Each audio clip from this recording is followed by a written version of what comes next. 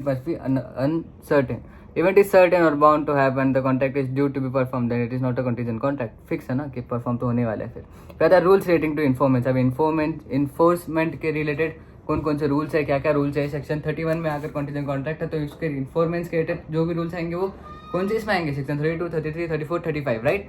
Section 32 कहता है rules related to enforcement when a contract is to made to do और not to do after happening of certain event or after happening of certain event. In such cases, the contract is void if it is ascertained that such event is not going to happen. ऐसा अगर event नहीं होगा तो contract is made void.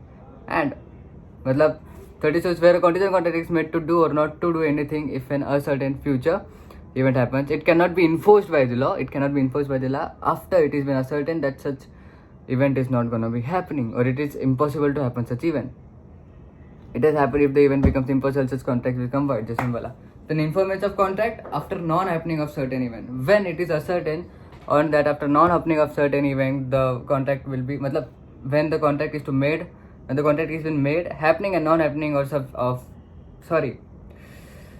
section 33. When the contract is made to do or not to do anything with contemplation to happening or not with contemplation to not happening of certain event. In such cases क्या होगा जब happening नहीं होने वाली, section 33 के according जब happening नहीं होने वाली. In such cases if the such event happens, in such cases the contract becomes void. And if it is ascertained that such events is not going to happen, suppose मैंने बोला कि अगर वो shift bay of Bengal से या फिर वो state of hormone से जिंदा वापस आई तो मैं तुझे पैसा दूंगा, और अगर वो शिफ्ट वापस नहीं आए तो तू मुझे पैसा देगा. इसमें not happening of event is what, अगर वो शिफ्ट वापस नहीं आएगी तो, राइट. ये तो अपना गैम्बलिंग हो गया. बट अगर मैंने बोला कि अगर वो शिफ्ट उस स्टेट ऑफ हार्मोन से वापस आए तो मैं तेरे को पैसा दूंगा, it is what happening of an event पे अपन ने कंटीजेंट लायबिलिटी लगाया. अपन हैपनिंग ऑफ एन इवेंट पे अपन ने कॉन्ट्रैक्ट किया. Got it, perfect. Made to be do anything if uncertain future event does not happen. It can be enforce only when happening of event becomes impossible and not before.